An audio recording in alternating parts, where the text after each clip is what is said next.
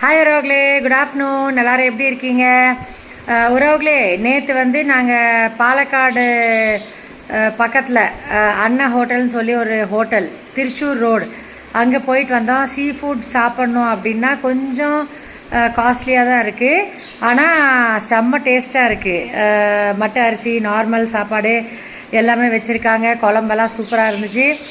Fish item, prawns எல்லாமே நல்லா இருந்துச்சு. நிறைய வெரைட்டி டேம் மீன் என்னென்னமோ வச்சுருக்காங்க. நான் வஞ்சரம் வாங்கினேன், அப்புறம் டேம் மீனும் 2 வாங்கினோம். வாவலா என்னமோ வாங்கினோம். உறவுகளே சூப்பராக இருந்துச்சு. நேற்று வந்து ஃபேமிலி கூட போனனால எனக்கு வீடியோ எடுக்கிறதுக்கு மூடும் இல்லை.